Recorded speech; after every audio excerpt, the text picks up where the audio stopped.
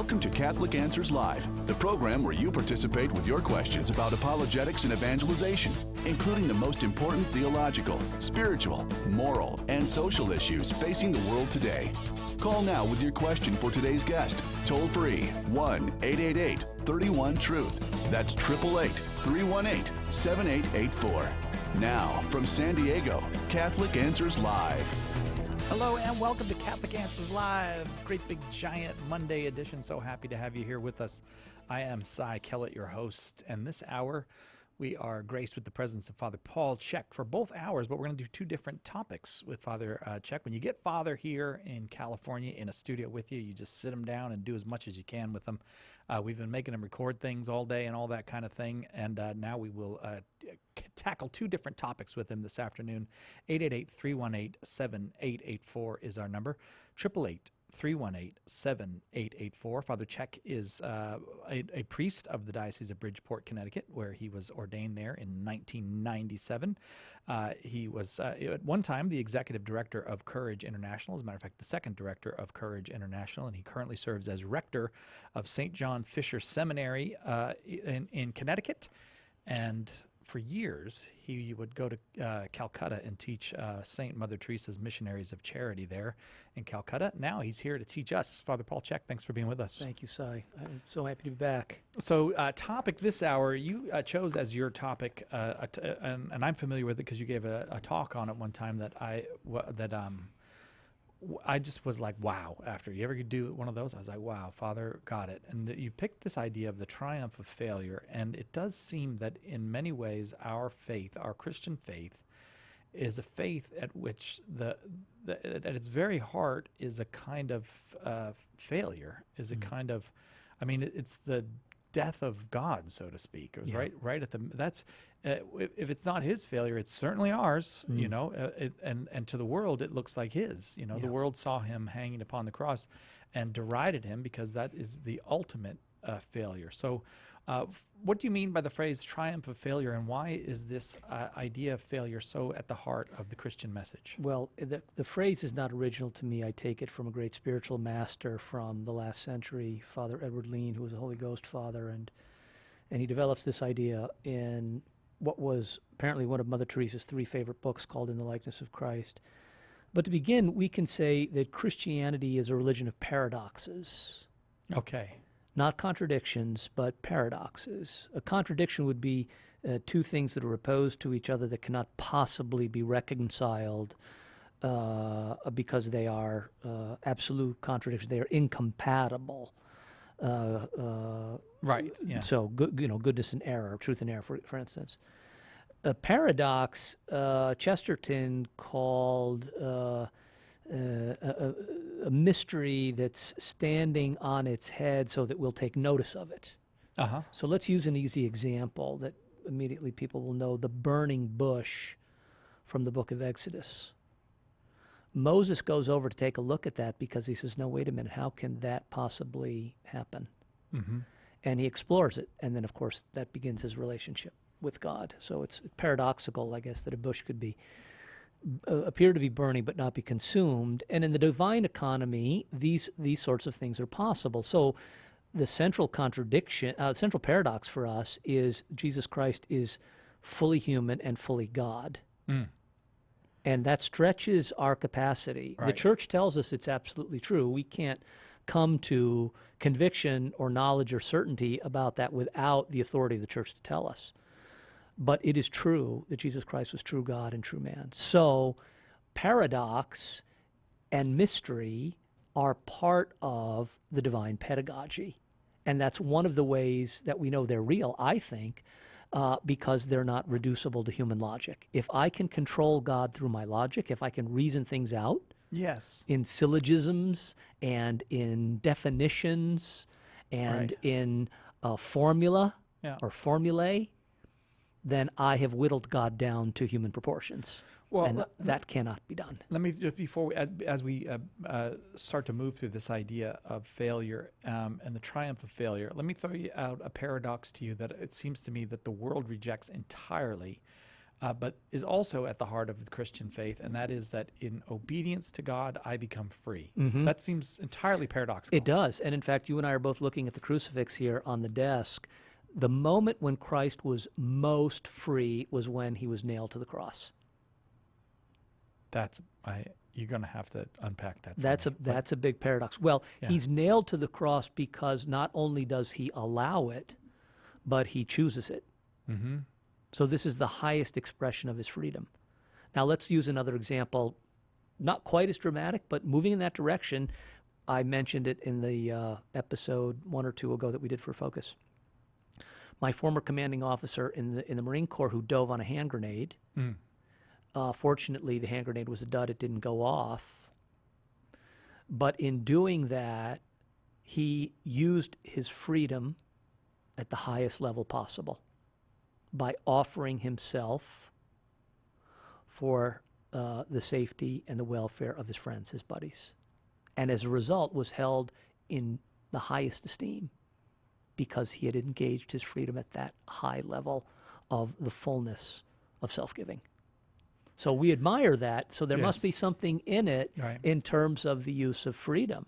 And look, it's also true in marriage where two people bind themselves Yes, right. in exclusivity, Yeah. forsaking all others, to this one relationship, this one bond, this one union. You know, in art, you can almost say that like for example, a sonnet. For example, often a poet will say that it's the limitation of having to write a sonnet that Yeah. makes the greatness come out. There's something about that, about binding oneself even to I mean, it's not an arbitrary form, but No. a form like sonnet or something like that that makes us somehow exceed ourselves. And so it is through that choice and through the apparent limitations Yep. by saying this far and no farther. Look, if you don't make choices, if you don't make decisions about things, then you have formless mass. God wouldn't have created. He had to right. separate heaven and earth, and then the water from the earth, and this kind of thing. And then finally we had something besides a formless mass. So Yes. every choice implies some kind of this but not that. So how does that connect to this idea of the triumph of failure? Well, if we look at the crucifix from the standpoint of purely human reason and logic, that would seem to be a life that was not well spent Right. and that ends in ignominy and torture and sadness and pain and in a particularly gruesome and grotesque form of death. But Christians never think about the crucifixion without the resurrection. We can't really. We distinguish them, Right. but we cannot separate them. All right, that's an important way of saying that, I think, not unique to me. We distinguish these moments in the Paschal mystery, but they are one united entity. So we cannot pull the resurrection away from the crucifixion. We cannot pull the resurrection away from Calvary. We can distinguish them, but we cannot separate them. So in order for us to get the full measure of what this is, Yes. we need to know what follows. And in fact, the whole purpose of the incarnation, Christ coming into the world, is not complete until the sending of the Holy Spirit. That's what concludes and finishes and fulfills the incarnation. So if we're going to get the measure of something, we take it in its pieces, but until we have the unified whole, we don't have the proper measure of something. We don't see what it means. Right. We don't see what it means. We have to see it all the way through the end to know what the meaning of that was. It does. It does. Go ahead. 888-318-7884 is our number if you'd like to join our conversation with Father Paul Chek. 888-318-7884. So let's just move quickly to this because I hope we're going to get a lot of calls and people have questions about this. Let's think about the life of Christ and how he would define success. Okay. What were his goals? And as a result of that, since that's the Christian life that was marked out for us by the founder, by the master, then what is the purpose of our life and how do I know whether I'm living a good Christian life? Okay. So Jesus taught people in the hope that they would learn. He loved people in the hope that they would love him in return. He gave them gifts in the hope that they would be grateful. And routinely, he failed in all three of those. People didn't learn, including the apostles. He says to them, how many times do I have to explain this to you? Haven't you heard this? Didn't you understand me? Right. So he teaches in the hopes that I'm a teacher. Every teacher wants their students to learn. He had difficulty with that. He gave gifts to people, and on one occasion he said, where are the other 10? Where are the other 9? Right. It's the only time he speaks of gratitude explicitly, it seems to me, in the gospel. And he loves people. And how many people are there at the end? Just a handful. Right. Now, although these were the things that were part of his life, you and I, knowing the Christian story, knowing the story of salvation history, are able to put those things in context so that we would not say that those things were failures, because Christ measures success not by the outcome of whether he was able to change events externally, but whether he did what the Father asked him to do. And that's the key point. The Father asked him to teach. He asked him to perform miracles, to give gifts, and to love people. And Jesus did all those things and did them perfectly. The fact that there was a failure to respond on the other side did not vitiate or weaken, did not undermine his success. Of course, he wanted people to be grateful, and he wanted people to learn, of course. But the fact that they didn't mean that he didn't fulfill what God the Father asked him to do, and the proof is right there in the crucifix. So Christ would give his life on the cross, suffer all that he suffered on the cross, even for someone who would refuse to follow him. And he did. And we know that at least in the case of Judas Iscariot, but we have a sense, at least experientially, that it seems as though there are a lot of other people who have turned away and said no. Now, we don't know the final disposition of that, okay? But the point is to say, would he have done that under the conditions you describe? Yeah. The answer is yes. Why? Because the first motive was, I'm doing the Father's will. Otherwise, he's a suicide. Right. If this is just his show, then yeah. Then he's a suicide. And we know that's not right. But he's doing what the Father asked him to do. Exactly. And Right. that is the key point upon which we're going to build, our next hour together, what we're talking about. 888-318-7884, our number, 888-318-7884. It seems to me that the modern world is about efficiency and effectiveness. Oh, yes, utilitarianism. Okay, so I feel that you are blaspheming against the values of the modern world in this suggestion that obedience is even more important than success, even more important than efficiency or efficacy in our parenting, in our marital life, in our contributions to society.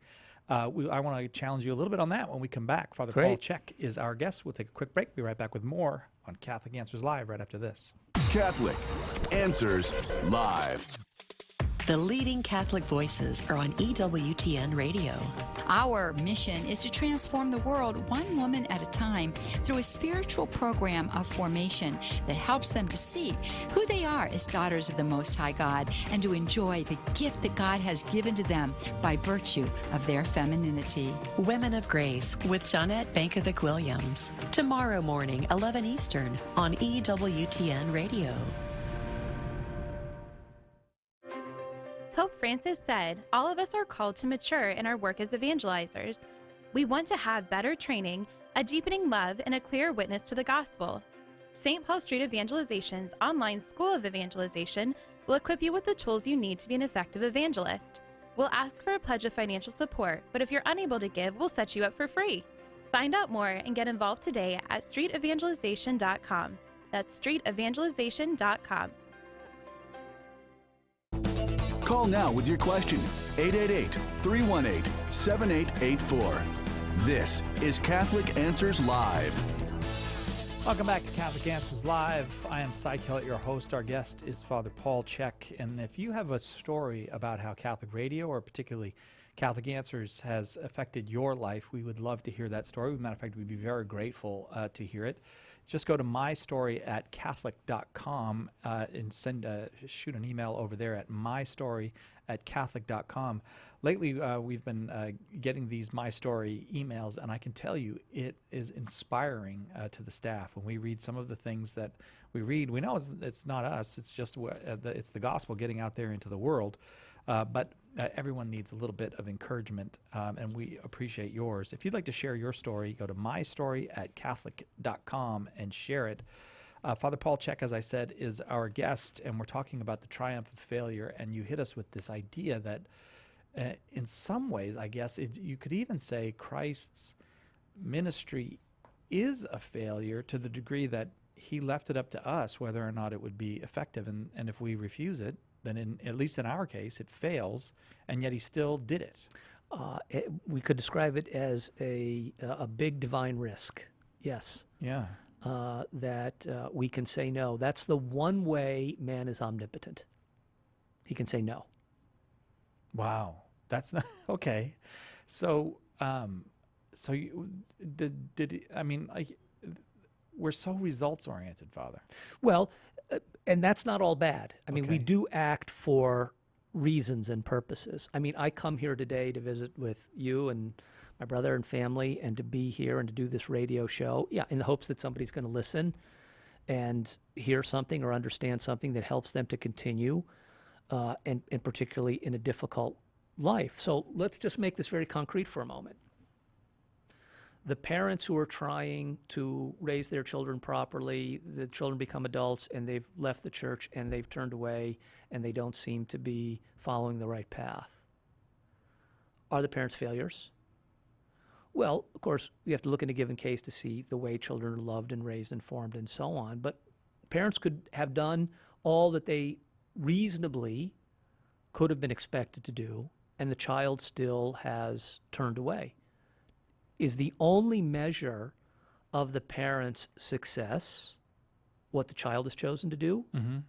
Or should we not also, and even first, consider the parent's individual effort and fidelity and the motives for which they were acting? Were they acting for the love of God? I mean, if they were acting for vanity or some other purpose, no.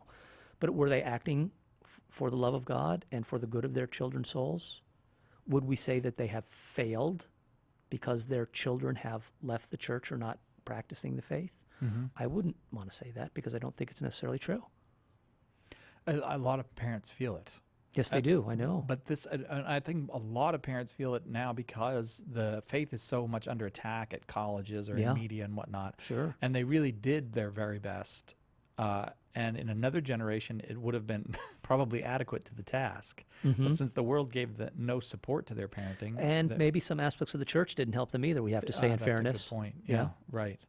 Again, 888-318-7884 is our number. We're talking about the triumph of failure at the heart of Christianity. Christ's willingness to fail. He doesn't force any of us to accept what he gives, and yet he gives everything in the hopes that we will say yes. Ready to go to call, Father? Can I just say one thing? Yes. When we think about how Christ revolutionized human behavior and what distinguishes him from every other revolutionary, many important figures in history, men and women, have said, here's how we're going to change the world. Yeah. That's not what Jesus said. He said, here's how we're going to change your heart. Yeah. So two radically different starting points. Mm-hmm. That must mean the measure of success is not what happens out there. I mean, we're not uninterested in it. Right. We have mission. Yeah. We're supposed to evangelize and so on, right? But he said, it's not change the world, it's change this heart. And when we pray the Our Father and we say, thy kingdom come, we're not first thinking about out there. I We're supposed come to be here. this territory. Right. Okay? Right. Go. Mike in Washington, D.C., listening on 1160 a.m., which I believe is Guadalupe radio station. Mike, you are on with Father Paul Chek. Your question, please. Hey, good afternoon. Hi. Hey, I was having some, just in general, this may play into what you're speaking about, but I've always had an issue with God's plan versus our free will. It almost seems like a paradox to me in a way, because if you're as a project manager, it seems that my plans all of a sudden go off the rails almost immediately once I put them into action. So it seems like, if God has a perfect plan, then how how can we're constantly doing things to mess it up, or are we doing things to mess it up as far as we think we're messing it up, but maybe we're not. And if we're not, then it almost seems like it's almost, you kind of scope into predestination where you're, maybe I don't have control, or maybe I don't have any sort of, Right. Any sort of control over where I'm going and how you're fitting in. Yes.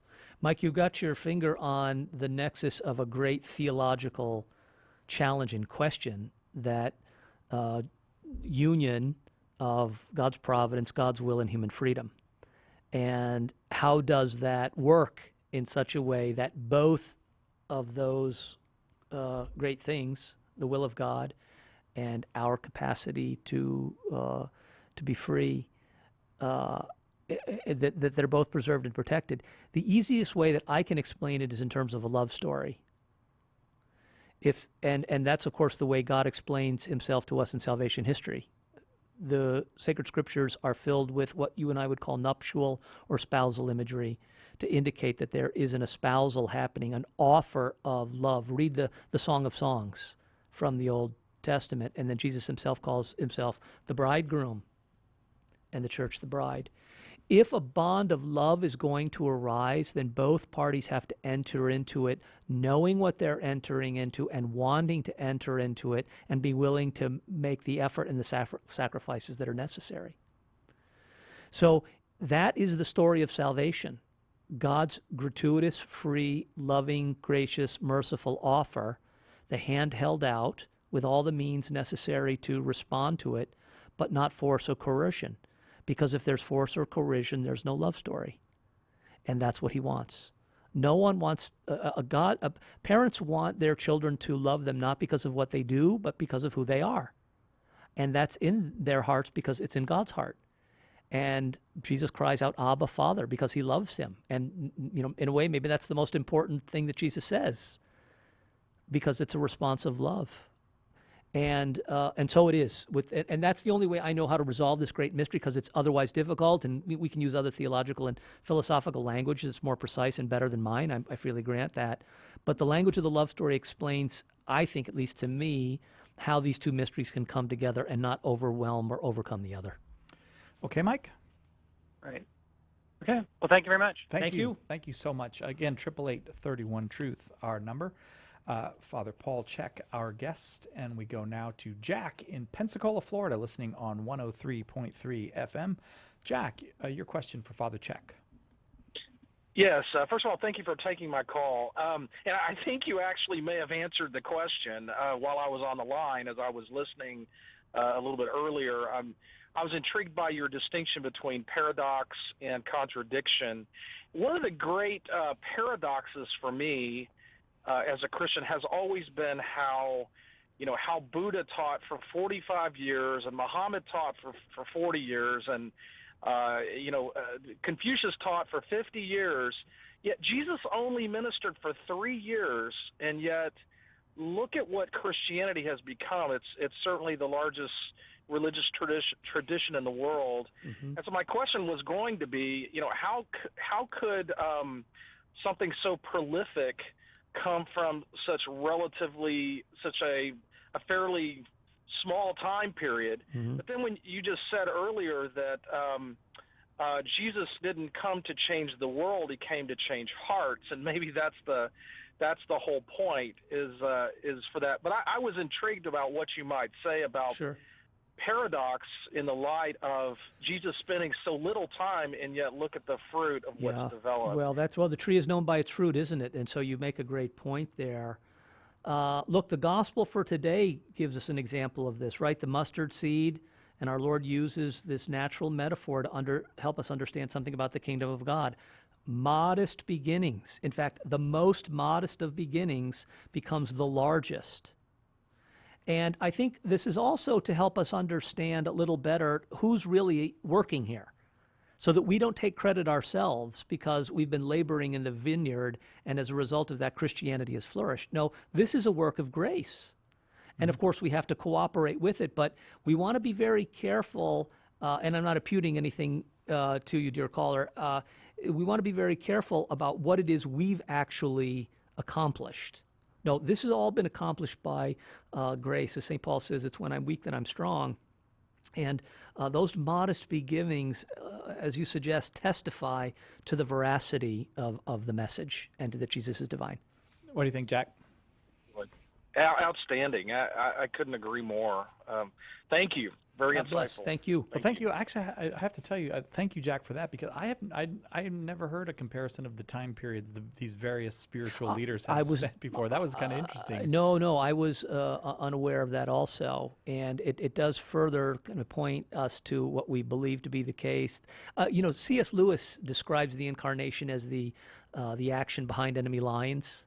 Yeah. Right? He comes in late at night under the cover of darkness and so on. So very modest beginnings in the manger. Jack, again, thank you for that call. Our guest is Father Paul Chek. Our topic, the triumph of failure. Why is it that failure is right at the very heart, or certainly even the willingness of God himself to be a failure out of obedience to the Father? Why is that at the heart of Christian faith? We'll discuss more of that with Father Paul Chek and with you if you dial 888-31-TRUTH right after this. Stay with us for more Catholic Answers Live. Are faith and science compatible? Are they friends or foes? Catholic Answers magazine is tackling that question and others with our very special Faith and Science issue, delving deep into what is arguably one of the most debated topics of our day. Want to be sure to get your copy? Subscribe right now to the best Catholic apologetics magazine anywhere by calling 818-487-2011 or going to CatholicAnswersMagazine.com. We'll take an in-depth look at the Catholic view of evolution with Dr. Stacy Trasenkos. We'll review the most common misconceptions about how faith and science stand in opposition with Dr. Chris Kazor. And apologist Trent Horn will refute the skeptic's claim that something can come from nothing, plus so much more. Don't miss out on what will be a virtual handbook on one of the most important issues of our day. Call 818-487-2011 or go to CatholicAnswersMagazine.com right now to get subscriptions for yourself and those you love. Share the faith, defend the faith. Catholic Answers Magazine. From Catholic Answers, the most trusted name in Catholic apologetics. Hi, this is Cy Kellett. Have you ever noticed that people only use the word spectacular in an ad? Well, we have a spectacular online event going on right now. It's our store-wide summer sale, which includes savings of 10 to 25% and more in some cases on every book, tract, CD, DVD, ebook, and MP3 we carry, including all the newest resources from my good friends Tim Staple, Jimmy Akin, Trent Horn, and Carlo Broussard. With lower prices and a great summer selection, it is by far the most spectacular online Catholic summer sale. So log on now and all this month to the shop at shop.catholic.com and take advantage of our very special prices. You know it's all good stuff because it's from the people you know and trust at Catholic Answers.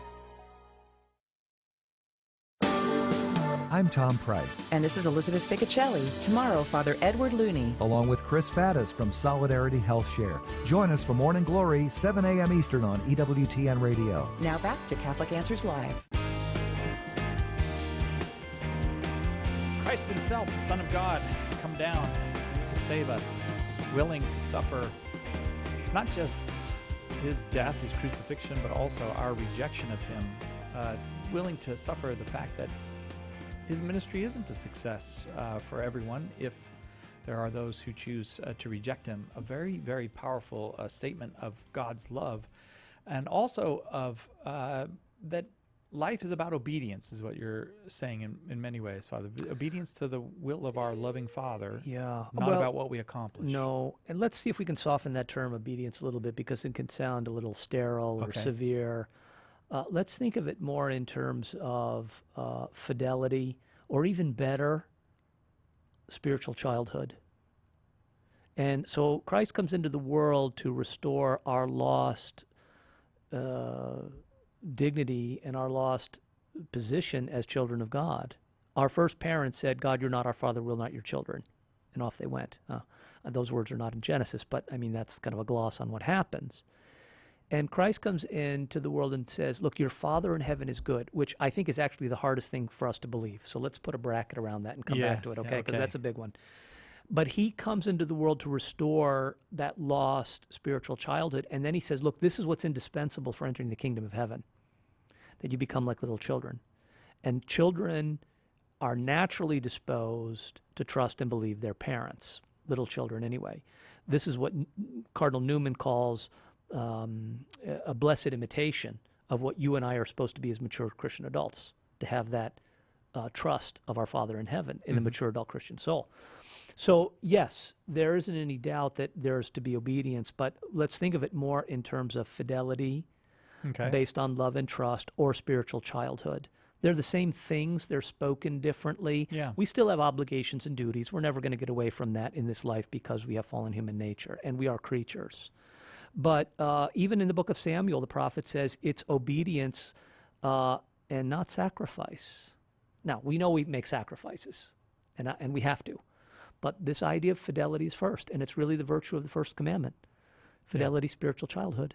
So that's what we're talking about. 888-318-7884, our number, 888-318-7884. We go now to Sabresha in Illinois, listening on 89.5 FM. Sabresha, your question for Father Paul Chek. Hi, yes, thank you, and I hope you guys are having a blessed day.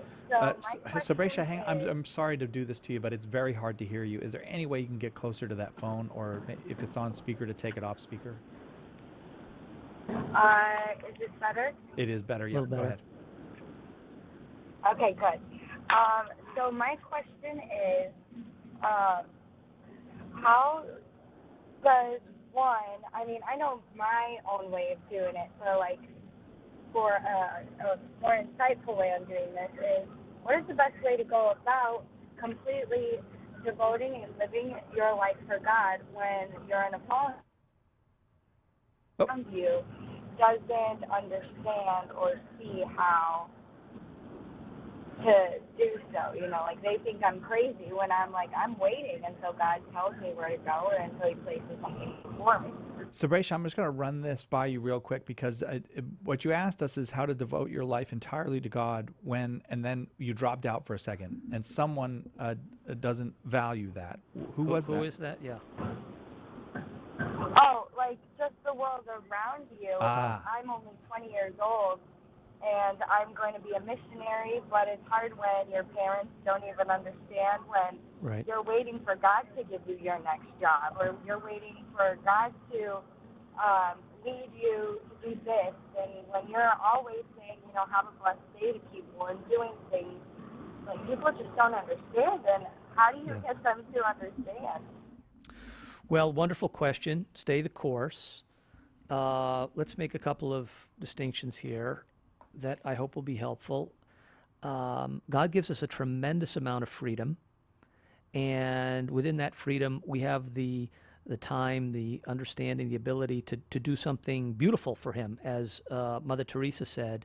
And he may not indicate every specific brushstroke that we're going to put to that painting of our lives, because he's left us that freedom. And there's some things that, of course, don't require us to pray, strictly speaking. If I have an exam tomorrow, it's wrong for me just to ask the Holy Spirit to enlighten my mind when I have books to read and notes to study. Yeah. So I don't want to mix up nature and grace in this way. If I want clean teeth, I use a toothbrush and a toothpaste. I don't just pray to our Blessed Mother for good dental hygiene. So there are efforts that are necessary on my part to find my way. A good principle of discernment is, if something's bringing me peace, if something is giving me a greater sense of freedom and trust in the goodness of God, then I'm probably walking in a good way. Will I meet resistance if that's the case? Well, we started with Calvary, so let's go back to that. And we may not be able to persuade the world. And in fact, that's not even our mission. It would be nice to have the support of loved ones, but that we know also is not always going to be the case. I think what you might benefit from greatly, if this isn't already part of your life, is a priest who can help you to look into your soul to see how grace is at work there. And you need a community around you of like-minded people to help you to pray together, to worship together, to talk together, to have fun and time together, because it's through that community of peers and friendship that you can also come. St. Thomas tells us that God works through secondary causes. He's the first cause of all things. Then because of our freedom, we're secondary causes. And God will speak to us through those good circumstances and events of our lives to help us, and even through painful circumstances if we're alert. So, of course, prayer, the sacraments, friendship with like-minded people, and a priest who can help you along the way. And look, trust that your parents, even if they don't understand things, if they see you happy, if they see you fulfilled, living a good life, a noble and upright life in time, they may come to appreciate and understand what you were doing. Sabracia, how's that for you? That was lovely. Thank you. Well, thank you. It's inspiring welcome. to hear from you at 20 years old, wrestling with those questions. Stay the course. Be faithful. God will help you. Thank you. Okay. God bless, guys. And you. Peace. 888-318-7884, the number. If you'd like to speak with Father Paul Chek, please give us a call, 888-318-7884. I'm going to just keep, as long as these calls are there, I'm going to just keep working through them with you, Father. Go. Paige in Jacksonville, Florida, you are up next. Paige, your question for Father Paul Chek. My question is, how am I to go about to explain to my atheist parents that I want to pursue religious life? Oh, God bless you.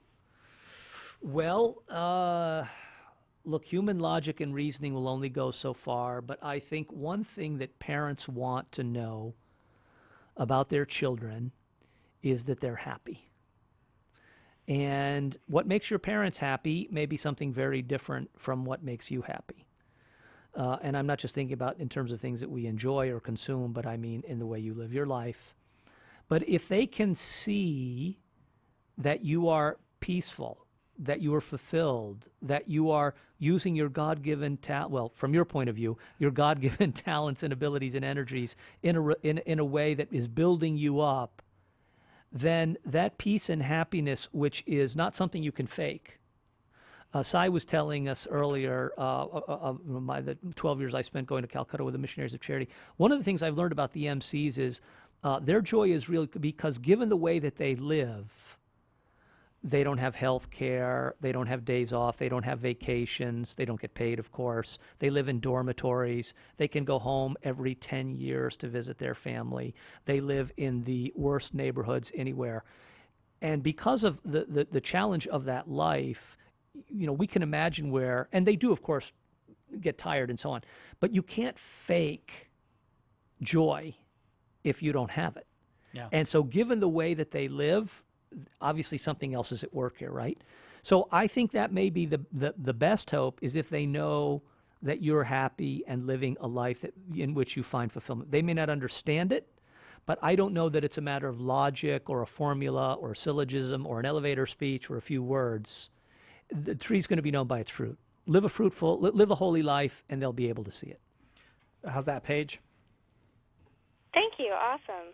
Paige, I have to say, that was a really good answer. I have a bit of a burning curiosity of how did you come to the faith and a desire for religious life, given that you have atheist parents, somebody else operating in your life, and you're perfectly free to tell me to mind my own business.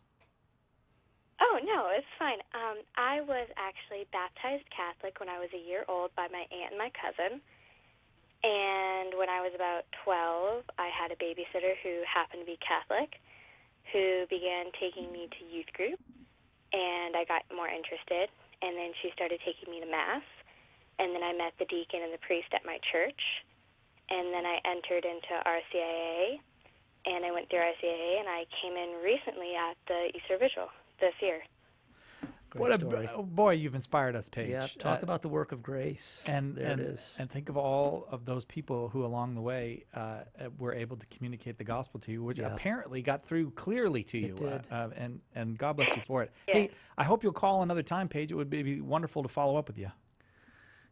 Okay, awesome. Thank you. So can we follow up on something based on Paige's story there before we get to the next caller? Yes. One thing about Jesus is that in spite of the fact that he was resisted and seemed to be failing, he never gave up.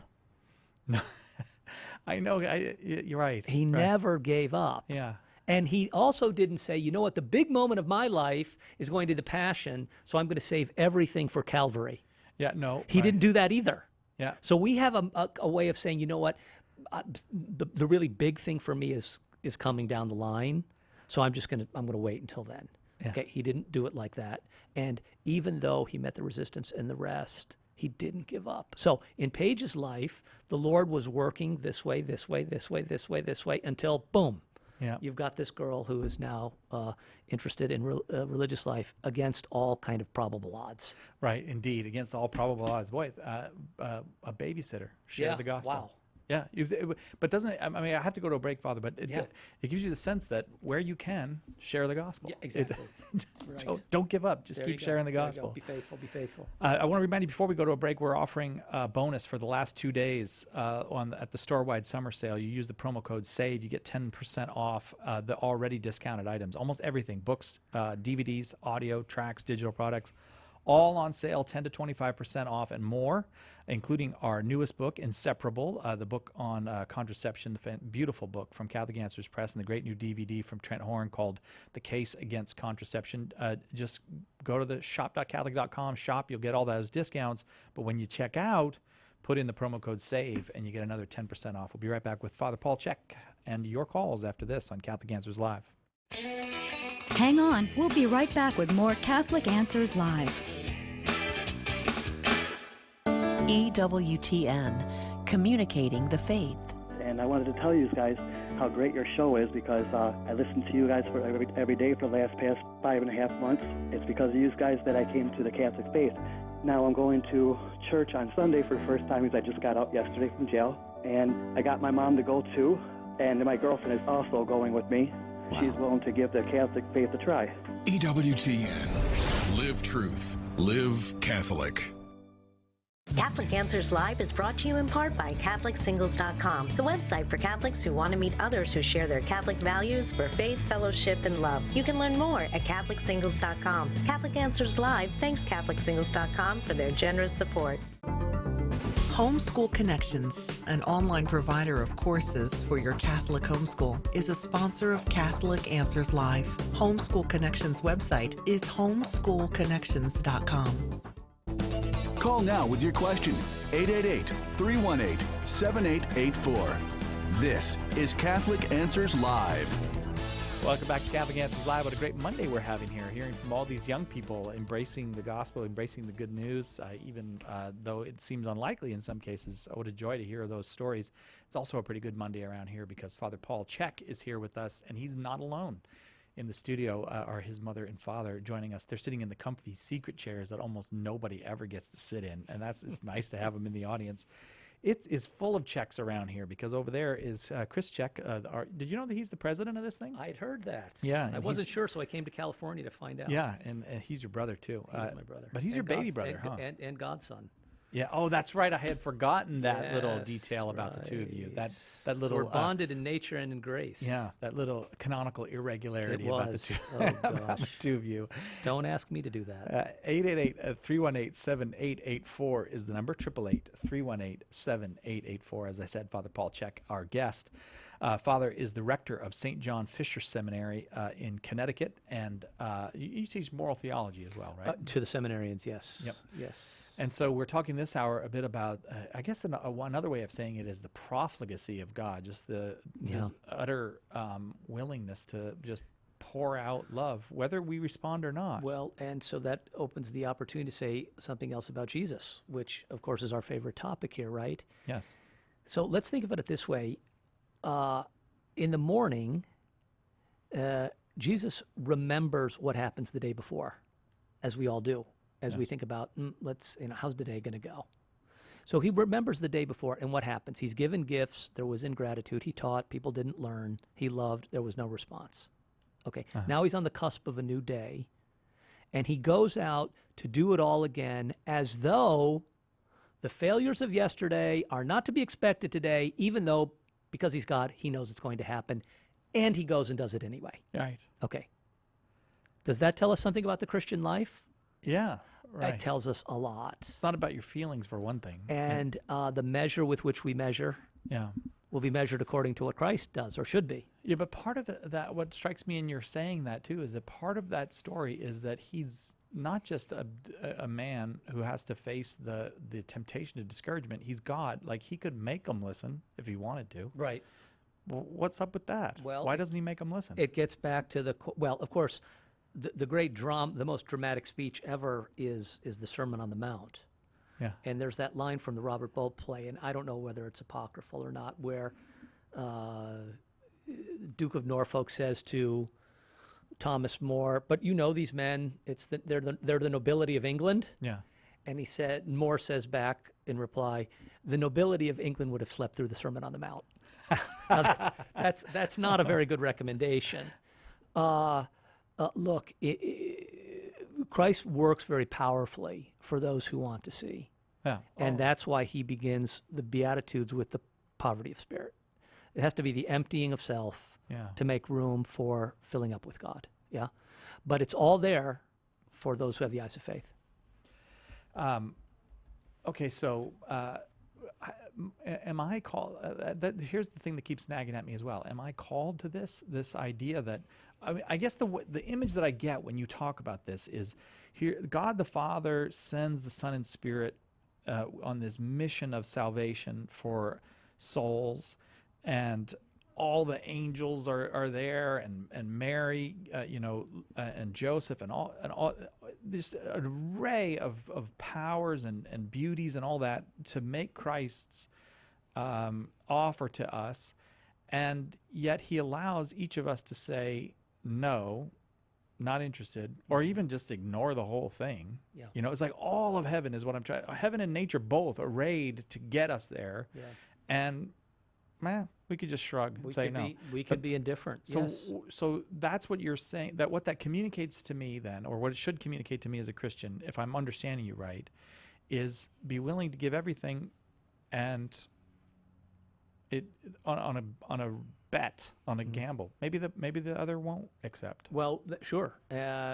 Look, we started by talking about how do we measure success, and while we certainly want to bring about change external to us, the real measure of success is the degree to which God has his way with my heart.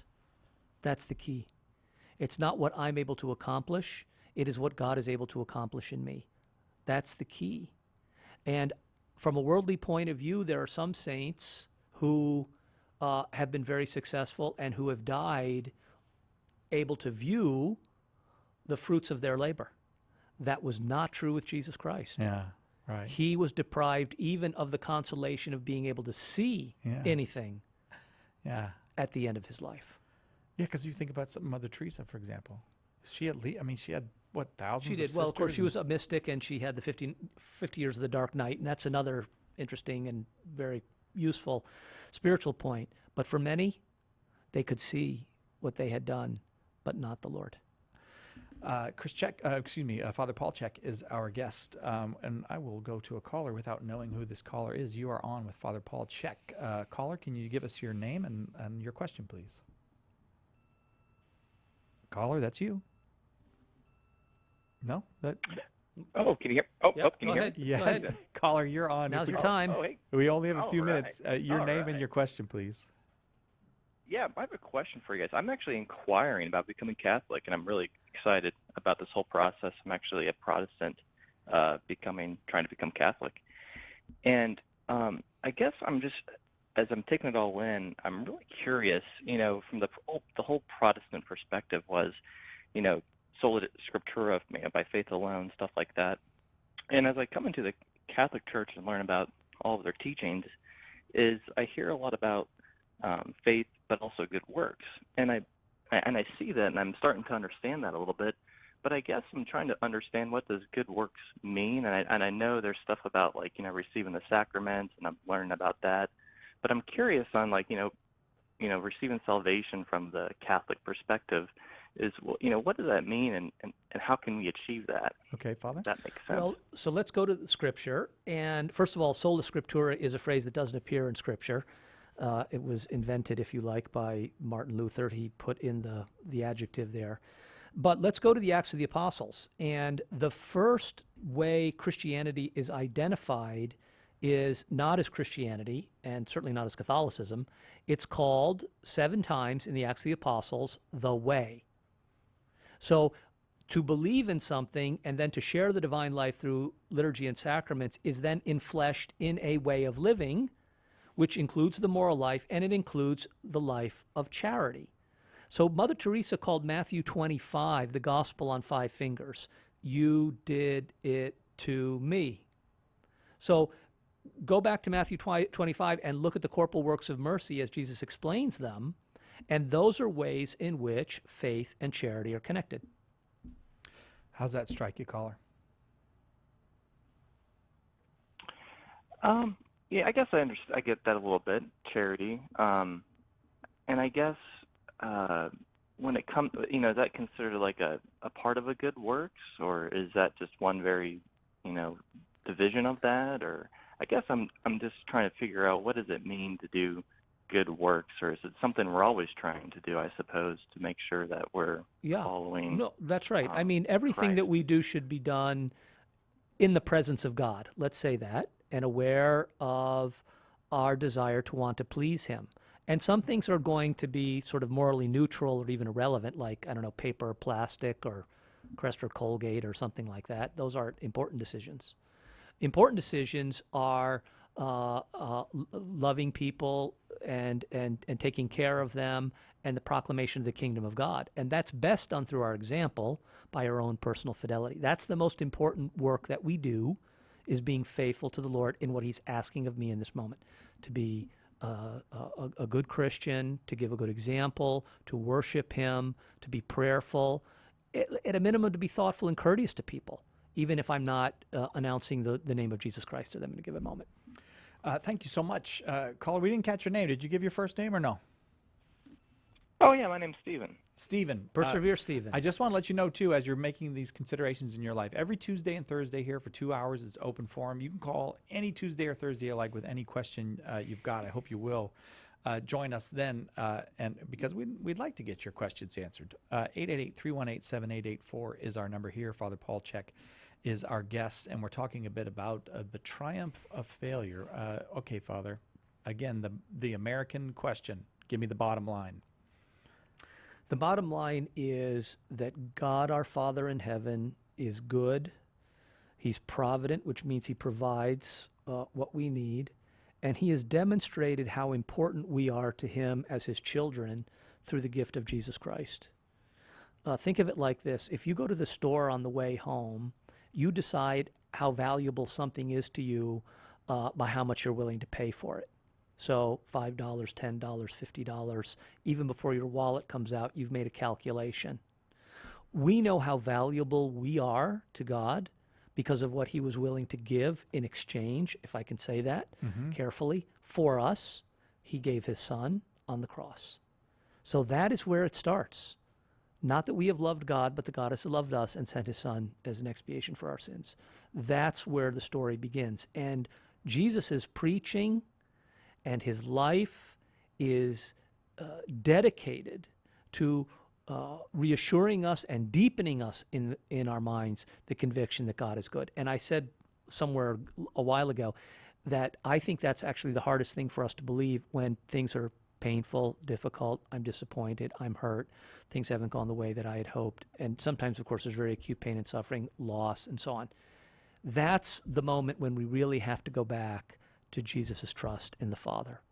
My God, why have you forsaken me? Even the Lord there and in the agony in the garden went through that period of testing and the crucible as he wrestles with this question. Of course, without sin, but is there a wrestling? Is there a reflection?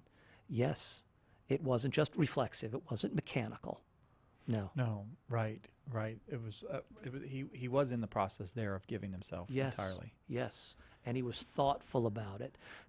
Pope Benedict said Jesus was not an amputated man, meaning he wasn't missing part of his humanity. Right. His freedom. Yes. Yeah. It's all there. Right. It's all there. And it's, I have to say, I'm surprised this hour about the young people who called this hour to ask, well, how do I do that then? Yeah. That's the right question. Well, isn't it is. And it shows, it shows that the desire for nobility, for sacrifice, for virtue, and ultimately for sanctity is deep and it's real and it touches people often not in the normal channels, but through God's gracious favor.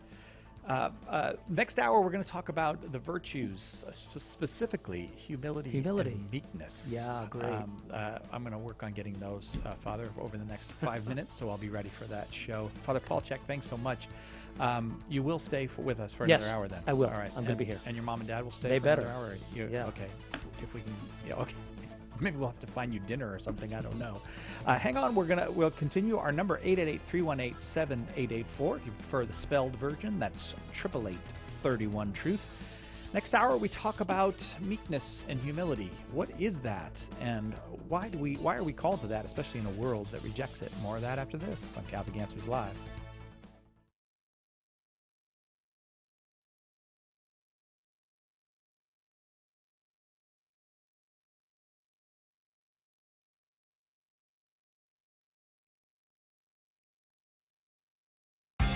Among the many arguments relativists give to prove their worldview, one is that moral beliefs change.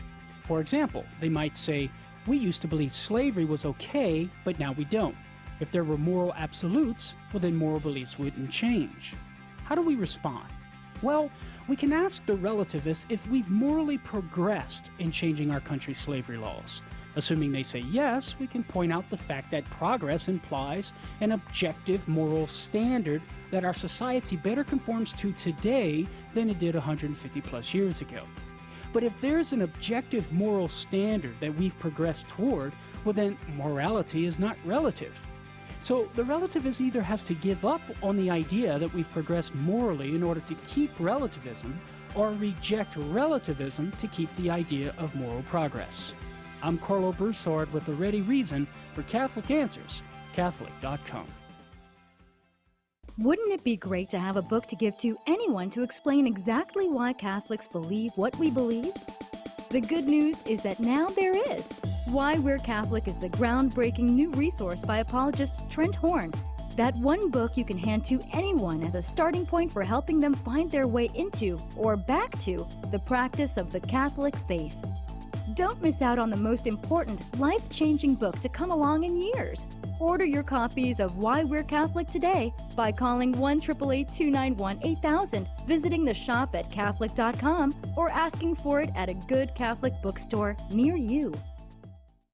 Is the Church wrong on contraception? In a culture that worships the pursuit of sexual pleasure, the Catholic Church's teaching on contraception can seem archaic and unintelligible. Its critics say it's outdated, theologically unfounded, and even harmful. And even faithful Catholics can have difficulty explaining this moral teaching. Catholic Answers is out to change all of that. That's why we've just released Trent Horn's dynamic new DVD, The Case Against Contraception. Using scripture, papal and magisterial teachings, natural law, and new insights provided by social science and medicine, Trent puts forward a compelling case for Catholic teachings with his trademark charity and persuasive graciousness. Be prepared to give a defense. Order your copy of The Case Against Contraception today by calling 1-888-291-8000, logging on to the shop at Catholic.com, or asking for it at a good Catholic bookstore near you. Hey everyone, this is Carlo Broussard, and I'm here to tell you about a very special promotion we look forward to every year, our annual store-wide summer sale in the online shop at Catholic.com. This spectacular online event includes savings of 10 to 25% and more in some cases on every book, tract, CD, DVD, ebook, and MP3 we carry, including my new book, Prepare the Way. With lower prices and a great selection, it's by far the best online Catholic sale of the summer. So log on now and all this month to the shop at shop.catholic.com and take advantage of our very special prices. You know it's all good stuff because it's from the people you know and trust at Catholic Answers. Why does God sometimes reveal himself privately? How does the Church discern reports of supernatural miracles and apparitions? What are some of the most famous Marian apparitions in history? And what do they teach us?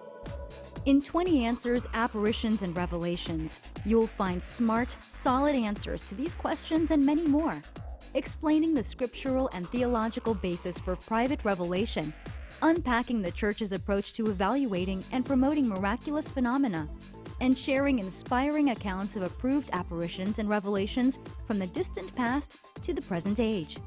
20 Answers, Apparitions, and Revelations is part of the 20 Answers series from Catholic Answers, offering hard facts, powerful arguments, and clear explanations of the most important topics facing the Church and the world, all in a compact, easy-to-read package. Visit shop.catholic.com today and take a look at this exciting new series from Catholic Answers Press.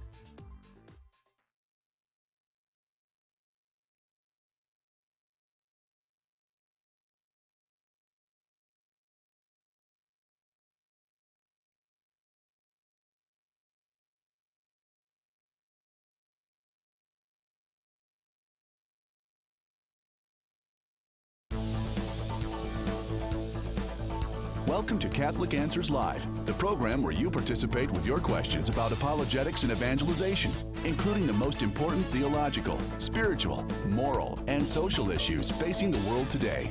Call now with your question for today's guest. Toll free 1-888-31-TRUTH. That's 888-318-7884. Now, from San Diego, Catholic Answers Live. Welcome back. Second hour of Catholic Answers Live. I always like it when our second hour guest is even better than our first hour guest, and we pulled that off this time with no offense to the first hour guest, but we got Father Paul Chek here this hour, and that is, you've got an A-plus guest when Father Paul Chek is here. We're going to discuss the virtue, I don't know if it's one virtue or two. You'll have to tell me that, Father, of meekness and humility. I am trying to offend that virtue in Father right now, as you can see, by puffing him up as an A-plus guest. Just a reminder, Father is a priest of the Diocese of Bridgeport, Connecticut, more than 20 years as a priest there, and is now the rector of St. John Fisher Seminary there in the diocese. St. John Fisher, such a great saint. I love St. John Fisher.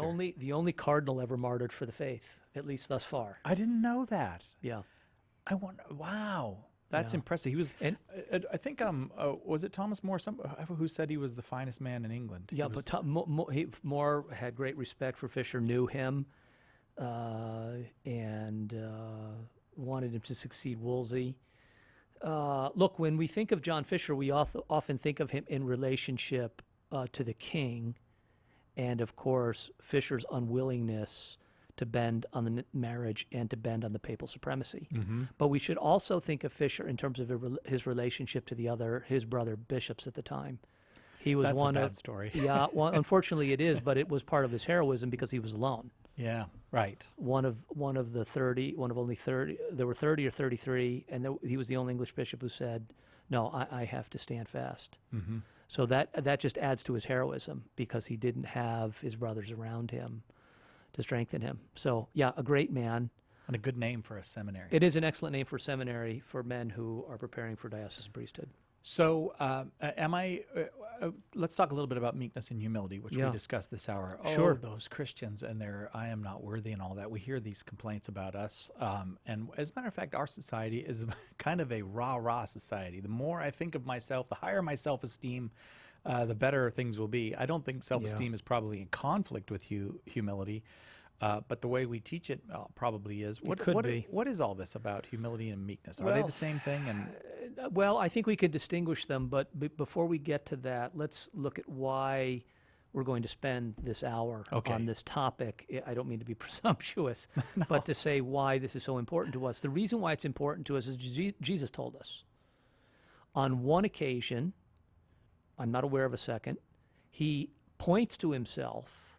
Oh, right. And he or in the language of today, intentionally indicates that there's something that he does not want us to miss. And it must have been in his mind somewhere that we would miss it, except for the fact that he's going to point it out. I had never thought of that, Father. I know what you're talking about. So in Matthew 11, where he says, "Learn from me, for I'm meek and humble of heart," or gentle and humble of heart, he's doing more than just pointing out a virtue that he lived and lived well, which he did. What he's actually doing there is he is pointing out, let's call it his spirituality. He is pointing out the form of his own soul. Yes, okay. He's telling us what is indispensable to Christian life, and he is telling us what is central to his own humanity. So that we can be like him. Even before the self-giving, even before Calvary, even before the willingness to fail. Mm-hmm. Maybe we should have done this one first. That's my fault. Is humility. So why is this important to us? Why are we going to talk about it? Make the distinction. The rest, because Jesus Christ said, if you're going to be my follower, this is how you're going to do it. Learn from me, for I am meek and humble of heart. And then we want the rest of that passage. You will find rest for your souls. My burden is easy. I will assist you. So contained in this is a divine promise. Here's the way I've lived. This is the form of my soul. This is my spirituality, kind of modern language again. And contained in this is the promise that he will then come to us, make his home with us, and assist us with the burdens of today. That's why this is so vital. Otherwise, it can just seem like something imposed upon us that we just have to kind of be the sort of, what I'm doing here, trying to show. No. This is the vitality and the principle of vitality of Jesus' soul, humility and meekness. It strikes me that and I wonder if just in you hearing you talk about it, it occurred to me that the kind of punishment, maybe it's the natural consequence of being cast out of paradise for Adam and Eve is laboring and being heavy burdened, and he says, "Come to me, all you who labor and are heavy burdened." Yeah. That's how that invitation begins. Which was a self-imposed burden, wasn't it? Yeah. Because our first parents, when they lived in Eden or paradise, did not feel the burden or weight. Yeah. Of a fallen world or, of course, personal sin because it didn't exist. So a while ago, somewhere in our time together today, I said the most important thing that I can share with people is that Christ lived this intensely happy, fulfilled human life. Mm-hmm. That cannot be done without a humble heart. It can't. I have to say, though, doesn't he give us some contraindication to that? Or let me challenge you with some. Go ahead. I mean, whipping the animals out of the temple. Oh, I'm so glad you brought that up. He gets a little bit, some of his conflicts with the scribes and the Pharisees. Good for you. Do you know? Whitewashed sepulchres and all that. Right. How is that meek and humble? Because, now I'm so glad you raised that, because that would be sort of an obvious objection, except for the fact that we misunderstand meekness and humility as being sort of cowering or reticent or quiet or hesitant. Yeah. No. Humility is truth. And the truth is that the Pharisees and the scribes and what was going on there in the temple were contrary to the reverence which is owed to God.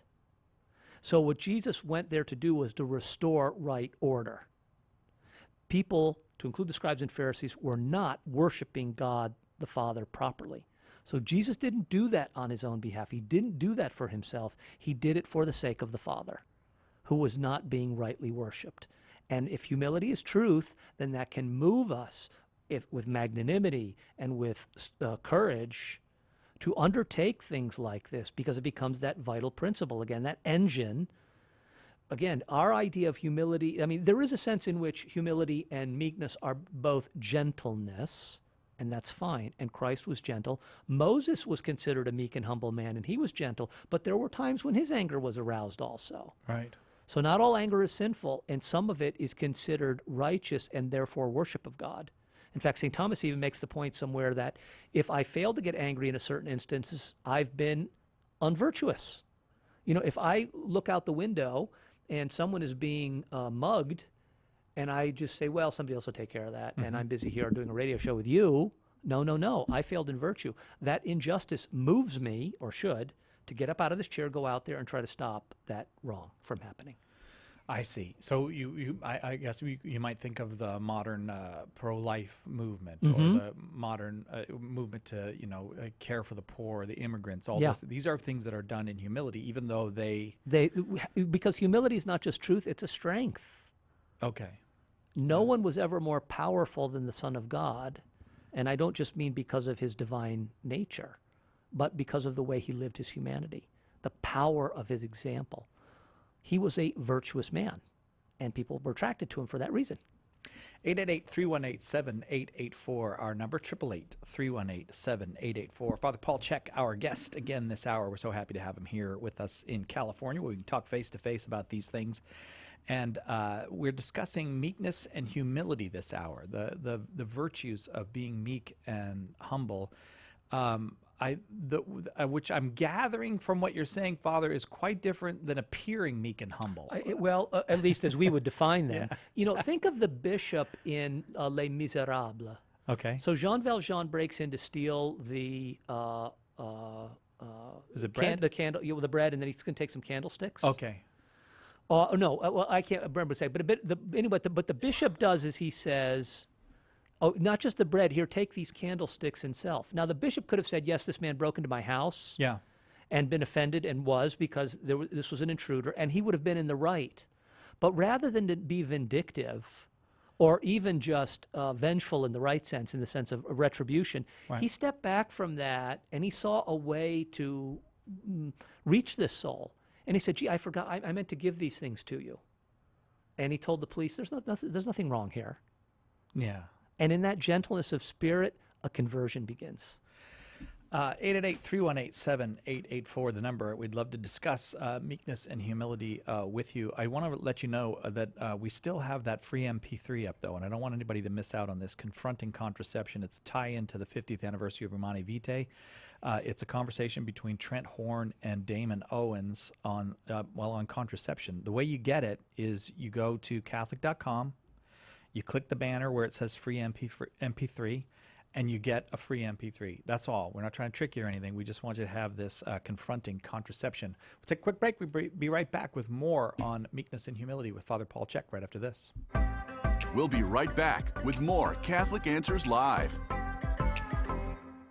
The leading Catholic voices are on EWTN Radio. Every single day, I get to help our listeners of the Sunrise Morning Show wake up, find out what's going on in the church and the world, and then walk with them as we all seek to grow in knowledge and love of Jesus Christ and the Catholic faith. I mean, how could it get any better? The Sunrise Morning Show with Anna Mitchell and Matt Swaim. Tomorrow morning, 6 Eastern on EWTN Radio. We have a big problem. Our culture is dying, and souls are in danger of being lost. The answer is conversion to Jesus Christ in His church. St. Paul Street Evangelization is a Catholic organization, and we have hundreds of teams spreading the good news throughout the country. But we need your help. The harvest is great, but the laborers are few. Find out more and get involved today at streetevangelization.com. That's streetevangelization.com. Call now with your question. 888-318-7884.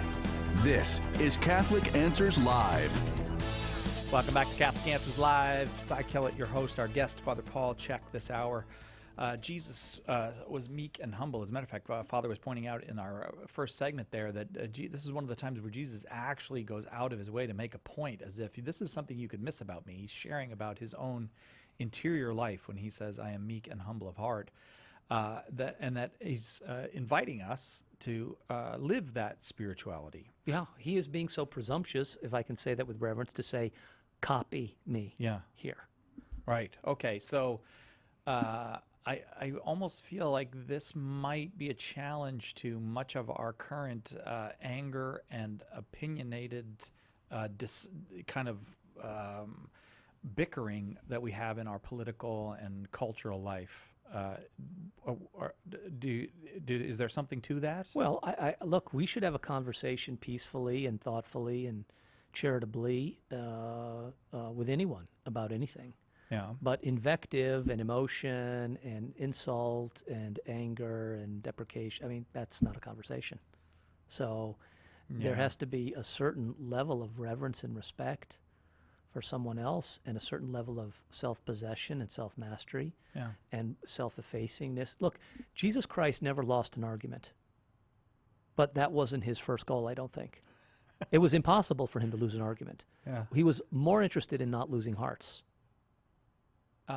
Yes, okay, I see. So to enter into a conversation with someone, I want to speak the truth, but his first interest, it seemed to me, was not in not losing the argument. That he wasn't. Right. He doesn't want to lose the heart. And that's actually a more challenging proposition, because I can win the argument and lose the heart. Right. Yeah.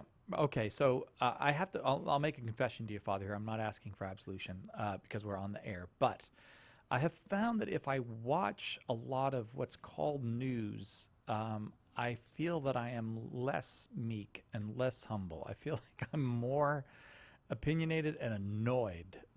So do you think that our media life is destructive? Yeah, I think to a large degree. I mean, there are things that we can watch that inform us without incensing us. But if I have a weakness, and I can, my passions can be aroused in this way. Yeah. And zeal for my Father's house should consume me, but it can go beyond prudence and charity. And there's a problem. Now, that never happened in the case of Christ. Yep. But zeal, as important a virtue as it is a secondary virtue. It's always should be under the guidance of prudence in the natural order and charity in the supernatural order. So zeal is good. Prudence and charity are better. They're higher virtues. Am I more charitable if I'm more humble? Do these things follow one They do. another? They will. Yes, that's right. And there will be a kind of a circular cause and effect relationship there.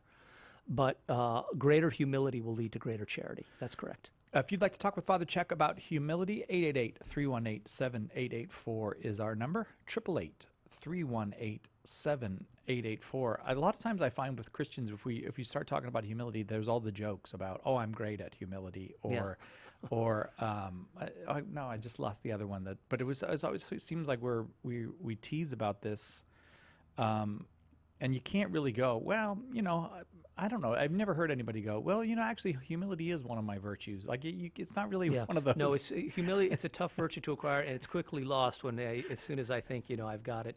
Look, let me commend to your listeners the Litany of Humility, written by Cardinal Mary del Val. Okay. It's probably the most difficult prayer in Christendom that I know, and it's intended to dissolve self-love. So I might commend that as a way to at least better understand the virtue and to try to strive for it. I always feel afraid to pray that one. Yeah, it's a tough one. It's one where you're like, maybe if there's ever been a prayer I don't want God, to God grant. to really take seriously, Well, it's that one. Yeah. So that tells you something about my spiritual state. But it is tough. Should we then? If humility, if Christ is saying to us, I am meek and humble of heart, if he's saying that interior life of his is an interior life he wants us to join him in, should we have some gratitude for those who knock us off our pedestal a little bit? Yeah. Really? Certainly under the rubric of Romans 8:28, God working for the good in all things for those who love him. Okay. Those can be occasions for us to grow in humility. Yeah. We have this we have an interior sense of justice, and a lot of it is fine. From a very early age, children even know. They'll say, that's not fair. Right. They may be wrong about the object of their, because one child was treated in a different way, and perhaps justly. But that sense of what I'm due can go too far, because I'm a creature. And as St. Paul says, what do any of us have that we haven't received? Well, nothing. Right. So as soon as I think of what I'm due, what I'm owed, my rights, it could be going down a bad road. Now, look, that's not an invitation to be treated poorly. No, we have reason to be treated with dignity, so I'm not suggesting at all that we cannot say, look, that's not right. You're not treating me well. But that's also with a view towards the person who's misbehaving, because they're harming themselves, even if they don't see it, and they're also offending God. Jesus said, which of you convicts me of sin? Now, that was an expression of his humility. What have I done wrong here? Yeah. No, he was right. So in that sense, we can reasonably say things like this. But when we start to say, that's not right, I should be treated better, that's not my due, we've got to look at that a little more carefully, because it may not be on a good platform, not be a good foundation. Right. Okay. But I do want to. I will get to calls, and I'm sorry if.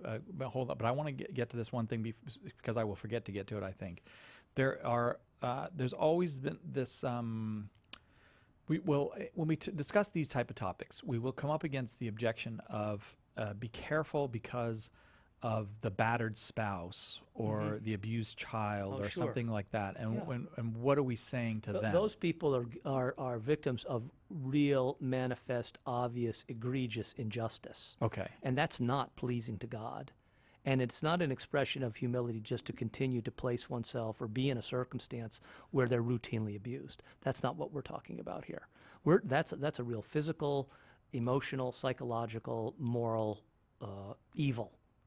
What we're talking about here is quelling the unruly tendency in me that comes out of selfishness and self-promotion that's contrary to the spiritual poverty that Christ proposes to us here. So good. We need to make those distinctions. 888-318-7884, our number. We go now. We start actually this hour with Shane in Florida watching on YouTube. Shane, thank you so much for your call, your question for Father. Hi there. How are you? Very well, Shane. You have a question for Father Czech? Yes, my question is, you talk about humility and meekness, but a lot of times people say that, use that as an excuse to go back on their position. Let's say, for example, abortion, right? People want to be meek and humble, and so sometimes they'll backtrack on their position that abortion is wrong in order to be humble and to be meek and to be understanding. So how can we be humble and meek and still hold to the position of truth? Yeah, no, that's a good question. Humility and meekness are not weakness with regard to the truth, and they're not infidelity. They're not a lack of courage, cowardice, or failure to be faithful. When Sai brought up the example of the cleansing of the temple, I suggested that that's actually an expression of Jesus's humility because it's at the service of the truth. So humility is something that can lead to zeal for the truth and can lead to magnanimity of spirit because it involves self-forgetfulness. So I think that the challenge here for us is making sure we have the right definition of these things. To be humble and meek is not to be retiring or reticent or hesitant or insecure or uncertain about the truth or uncertain about what I'm supposed to say. Rather, it gets to my spirit and the way that I say things. Not belligerent, not provocative, but I can still say them firmly and with conviction. And that's not a failure of humility. Does that address your concern, Shane? So let's say from the example of abortion, how would you be humble and meek in that circumstance and still stand firm to the truth? Because sometimes I'll have issues when I speak to people. How do I be firm and meek and not provocative, but still stand for the truth without being argumentative? Sure, fine. Argumentative is a good word. I think we can state the truth in a way that's not argumentative in the bad sense. We can say a life in the womb is a human life created in the image and likeness of God. It is an innocent life. It is a vulnerable life, and we have the obligation to protect it. And abortion is a grave moral evil. Mother Teresa, gentle and humble soul that she was, St. John Paul II, humble and gentle soul that he was, both called abortion murder. That's a very strong word. So we can refer to what they say. Now, in the same moment, we also have to hold out the outstretched arm for the reconciliation of those who have been involved in abortion to say there is a way back. Part of humility is telling the whole truth, which is reconciling those souls that have stepped over the line. So that has to be part of the whole package, part of the whole presentation of the faith. Shane, thank you very, very much for that call. I hope that was helpful. We go now to Dwayne in New Orleans, listening on 690 AM there. Dwayne, you are up with Father Paul Czech. Your question, Dwayne. Hey, Father Paul Czech. I think this is a great topic. My question is, in the Greek translation, is the word used for meek praus or something like that? You're ahead of me there, my friend. My Latin is average. My Greek is below average. So. And I noticed you didn't even ask me, Dwayne, which was an excellent choice on your part. I don't know. Well, I only asked because I recently heard a talk by Father John Ricardo. Oh, good man. I know him from the seminary. Yeah. And he pointed out that the word meek is somehow related to the Greek word praus, which is when the Greeks would go out into the wild and grab these wild horses, and they would try to break them to train them. Right.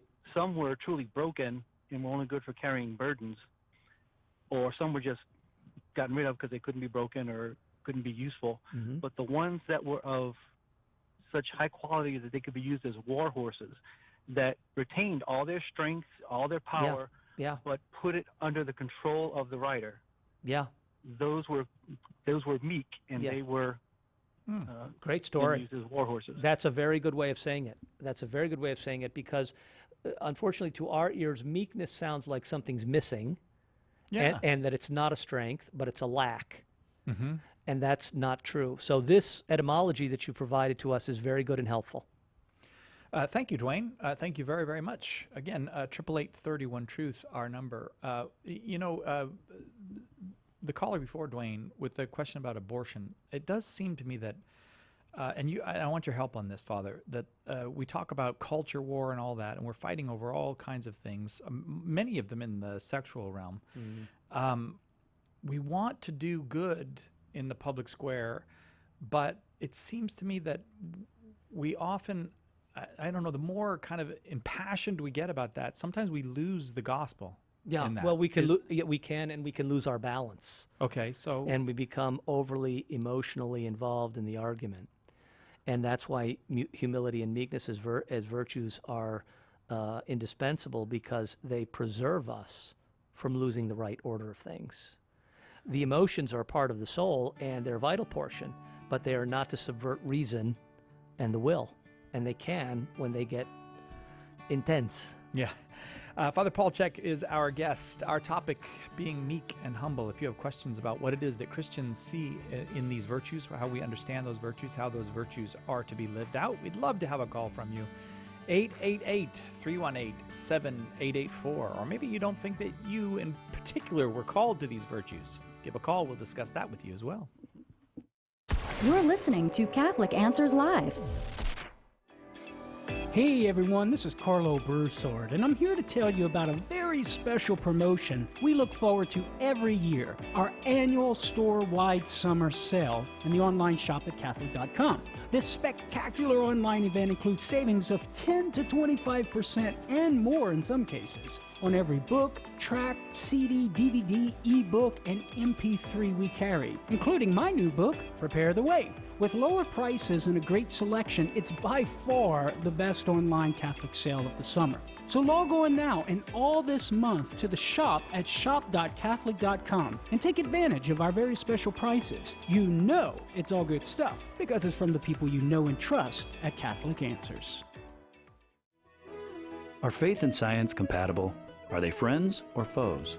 Catholic Answers Magazine is tackling that question and others with our very special Faith and Science issue, delving deep into what is arguably one of the most debated topics of our day. Want to be sure to get your copy? Subscribe right now to the best Catholic apologetics magazine anywhere by calling 818-487-2011 or going to CatholicAnswersMagazine.com. We'll take an in-depth look at the Catholic view of evolution with Dr. Stacy Trasenkos.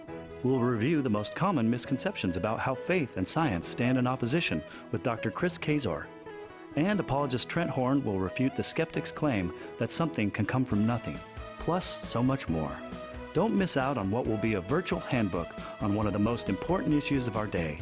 Call 818-487-2011 or go to CatholicAnswersMagazine.com right now to get subscriptions for yourself and those you love. Share the faith, defend the faith. Catholic Answers Magazine. From Catholic Answers, the most trusted name in Catholic apologetics. I'm Tom Price. And this is Elizabeth Ficocelli. Tomorrow, Father Edward Looney. Along with Chris Faddis from Solidarity Health Share. Join us for Morning Glory, 7 a.m. Eastern on EWTN Radio. Now back to Catholic Answers Live.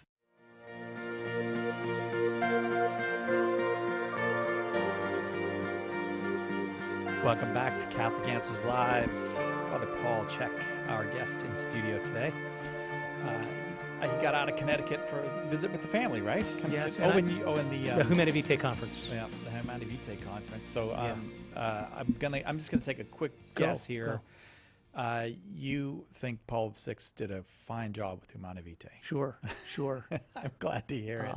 Yeah. We tried to do a little bit of coverage of it. Tim Staples came in Friday and talked with us about it a bit, and I think I wonder what you think about this. But looking back on it, I don't think in the subsequent 50 years there has been anything that is as saintly as the subsequent popes were or are, that they had to suffer something like what Paul VI suffered with Humanae Vitae. No question. It was the last encyclical he wrote, and he was pope for another 10 years. Yeah. Look, here's what I would say from my experience, 20 years of priesthood, and the effects and legacy of sexual promiscuity. I mean, there are many effects, but I'm going to suggest these two. Loneliness. Oh, yeah, right. And regret.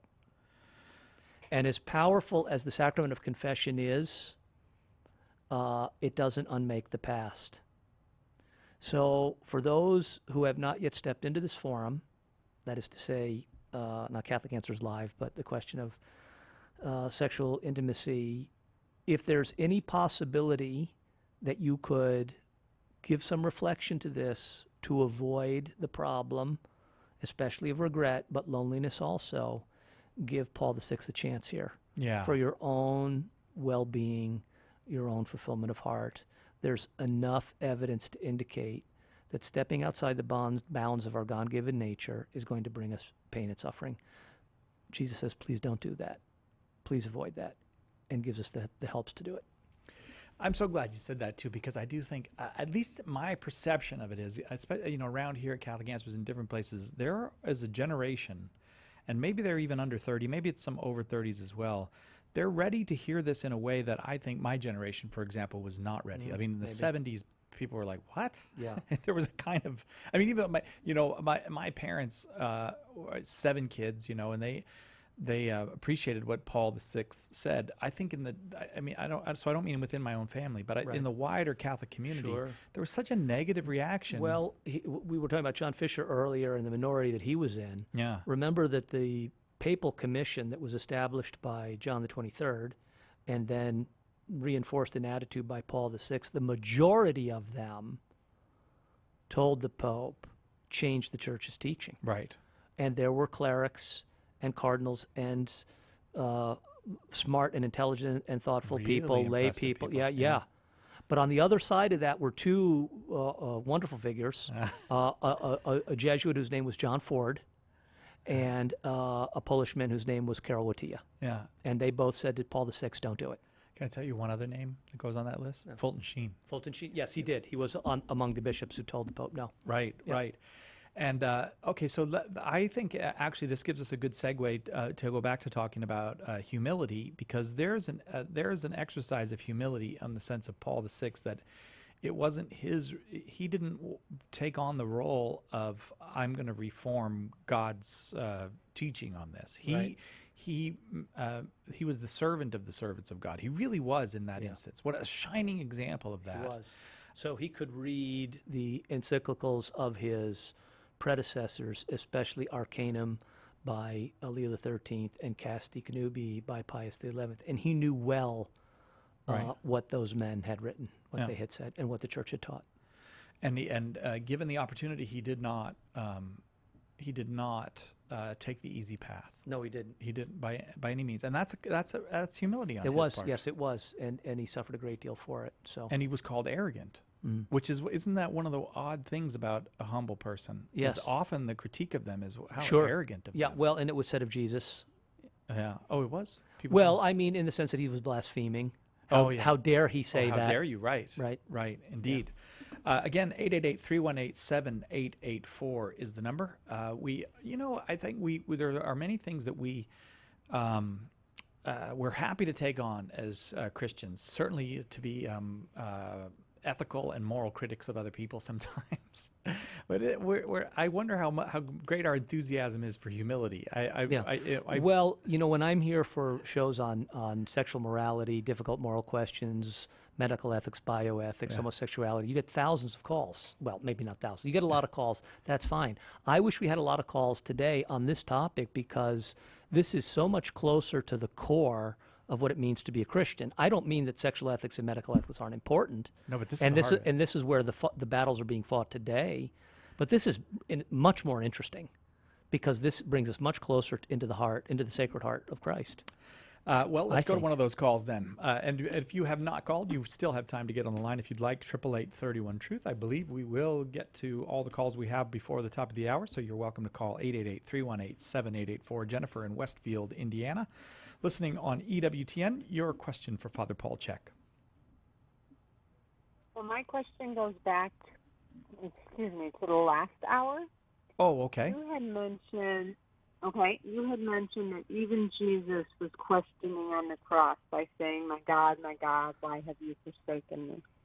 And the issue I take with that, I am confused then, because my understanding is that what Jesus was actually doing from up on the cross was quoting the Old Testament, saying, my God, why have you forsaken me? So that all the people standing there could know this is the Messiah. This is who we've been waiting for. Yeah. No. Well, so I need that explained. Okay. Well, so I think you're right to say that he was reciting the psalm, and he was fulfilling what the prophecy of the suffering servant from Isaiah 53 would go through and live. But having said that, I think there was something mysterious that we cannot fully explain that was happening in his human soul at that moment. That he was willingly experiencing the condition of fallen man, which is man without God, which is itself a tremendous mystery, how God himself can enter into that. So Fulton Sheen called it the death of deaths, which is man without God. And Jesus willingly allowed himself to experience that. And so his crying out in saying what the psalmist said has pedagogical value for us. I agree. He's teaching us and he's bearing witness. I agree. But I think there is also something more profound happening in his human soul as he enters into this death of deaths. It's as though the sun is there, but he wills that a cloud or something impede his view of it for the moment. Impede his view of God for the moment. And having done that, then, the natural or human reaction is to cry out in anguish. And like in the agony of the garden, my understanding of these things is the mystery is so profound that he would be doing those things even if we weren't there to observe and witness. Jennifer, does that help? Okay. Well, let me ask you this then. So you're saying he was indeed quoting the Old Testament to let people know, and at the same time was experienced a very human condition? He's doing two things at the same time. Yes. He's doing two things at the same time. That's the mystery that we won't understand. Not in this life, no. But he's doing both at the same time. Right.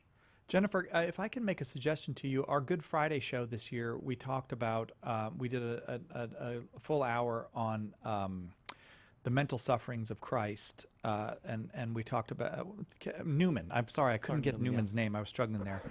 We had a very good guest that day. So I would suggest you can just go to the Catholic.com website, go to radio, the calendar, go back to Good Friday, and I really think you will find a great deal that's worthy of a listen on that Good Friday show on the mental sufferings of Christ. Jennifer, thanks very, very much. We had a good guest that day, Father. Oh, I don't know. He needs work. But that was an insightful question. Now, we have to explain because now it's going to sound like you're insulting one of our guests. It was Father Paul Chek. There was nobody else available that day.